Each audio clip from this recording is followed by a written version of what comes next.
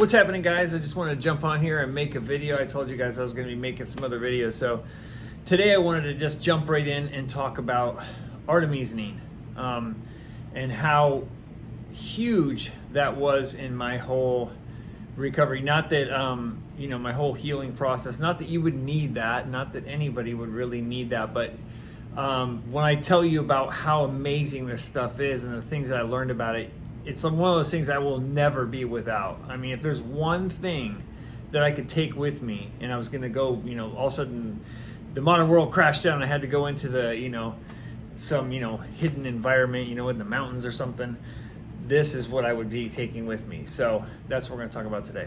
Artemisinin. And first of all, before I even start, I'm not a doctor, I'm not a medical profession, so probably everything I'm saying is wrong and I wouldn't listen to any of it. So that's just my advice to you guys, is definitely don't listen to what I'm saying. So anyways, this is called artemisinin, and I got this one from Best Fight. You don't have to get it from Best Fight. It was just, I get the 500 milligram capsules, and I'll explain why I get that size. You can get the 200. And I always try to get stuff from a GMP, a good manufacturing, manufacturing process.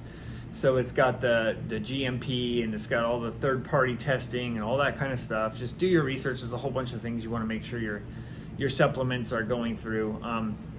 Of course, anything that's natural is not going to be FDA approved, although there is two cancer medicines that use artemisinin. Now, artemisinin is the extract from the Artemisia annua plant, okay? And there's Artemisia afra, Artemisia annua, there's a whole bunch of different Artemisia. These are in the family of wormwood, okay? And what people would say, oh, wormwood heals, wormwood's good for parasites, but they don't realize they're taking like artemisinin or sweet Annie, or not artemisinin, sorry, Artemisia annua or sweet Annie, or they're getting a tea, or they're getting capsules that has Artemisia in it, which is the plant. This is the extract, artemisinin. So this is very different than the plant. The plant has this chemical, this toxic liver chemical.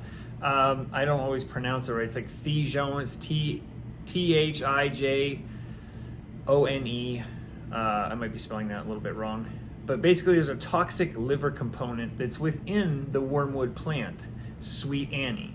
What people take in all these, when you go look at all these different parasite cleanses that have sweet Annie or wormwood in them, or mug root, these different things that have toxic liver components, they don't do the research to understand that you shouldn't be taking these things long term. You shouldn't be loading up your liver with these things and all the different things, when you can do much bigger damage to stuff with something like this without the toxic liver component. Okay, so let's get into what this stuff does right away, because I don't want to waste time. Basically, this has been used, this was rediscovered many years ago, 200 years ago, in a cave over in China. They found this stuff in a jar, and they found instructions on how they use this stuff. This wasn't discovered recently. This was rediscovered. This is something that goes back long time. And basically, this artemisinin grown in the greater China area contains something called a peroxide group. So the molecule itself has this peroxide group attached to the molecule. This is crucial because the whole thing is artemisinin bonds to iron.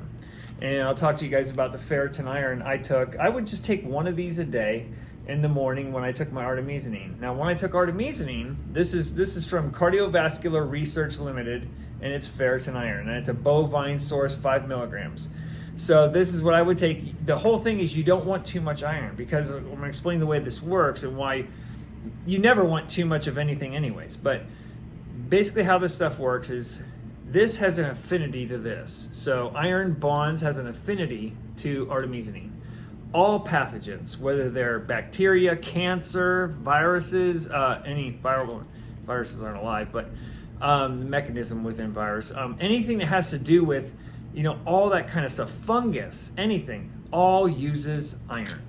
So if you have something here that has a peroxide group that will oxidize stuff, and you attach it to iron in the body, when your cancer eats iron, it's also eating this. And this has a peroxide group in it, which will then oxidize, which will signal for your body to tag that cell or whatever that parasite or that bacteria or that fungus as not good. The lymphocytes, then the white blood cells, can come in, and basically the macrophages will gobble this stuff up and haul this away to the liver, wind up turning into some helpful bile so you can break down fat. So basically this is what's going to happen. So this is what people don't understand about this stuff. Now you hear people say, there was people even talking about using this stuff for the thing that happened in 2020. Well, it started in 2019. I think you guys don't know what that is. But the thing is, people don't know how to use it. There's also an enzyme that's produced in your body that starts to break down artemisinin. This starts, some doctors have said this starts around day 5. Some say you never want to use it for more than 10 days. I heard one doctor's opinion said up to 15 total.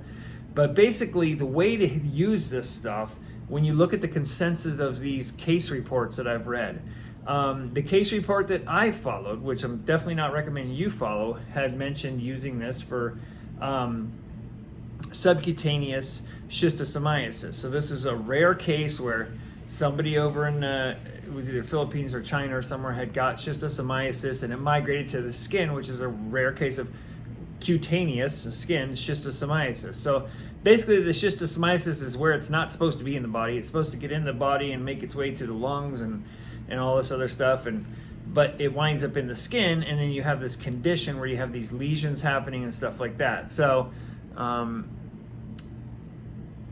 so I gotta get off here in a minute. I guess my daughter's texting me, but anyways, I'm gonna get through this stuff real quick. So basically, you want to take this stuff quickly in this case report is what it was saying. So basically I would take 1,500 milligrams a day for 3 days, and then I would rest for 15 days to allow my body to stop producing that enzyme.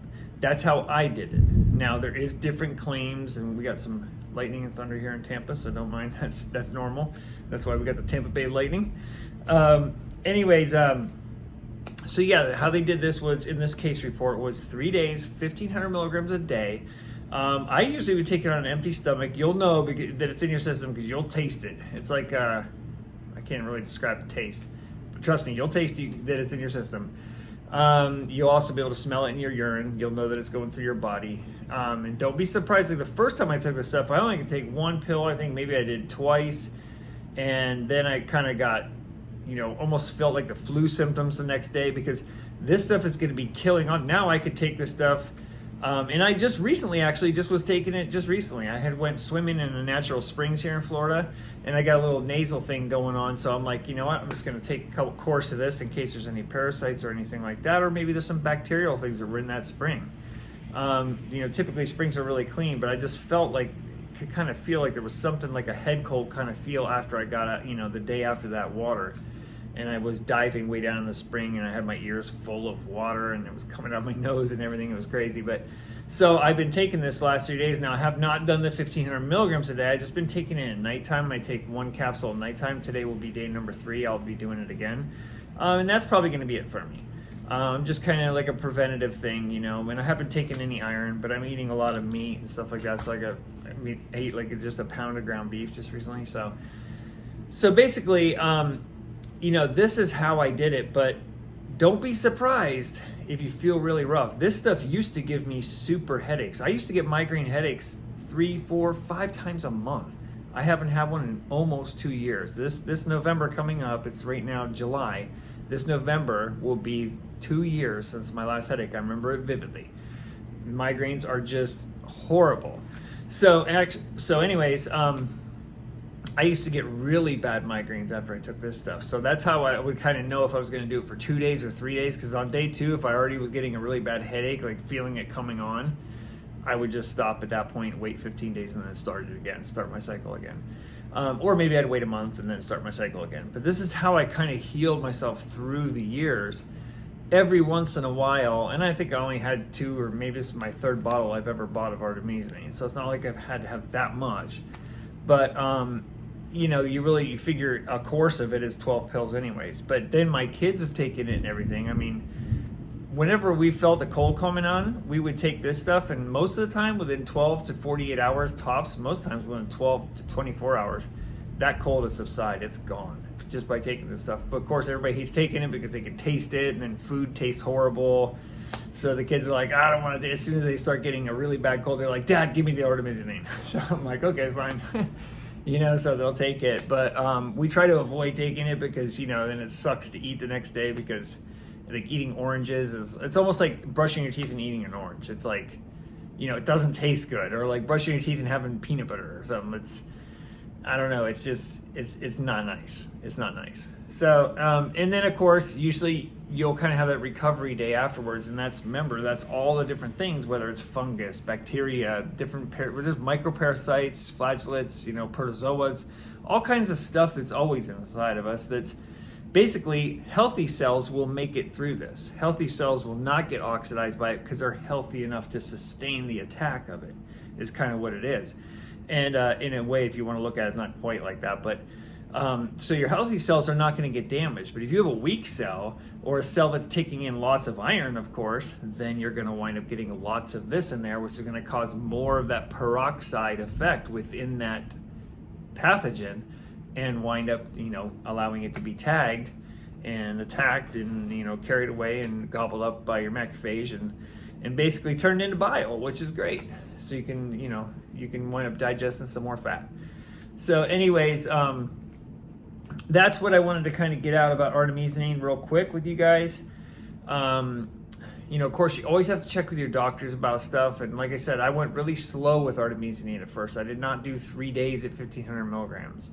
And you'll know if you ever try this stuff. If you have it and you're able to do that and you don't get headaches, you don't even feel bad the day after you stop the 3 days and you don't even notice anything, you're probably not in too bad a shape, because that means a lot of stuff didn't happen, So that means you're probably in pretty good shape, but I was in really bad shape, so taking one pill was like the start for me, and then I was able to work myself up to do a full course of it.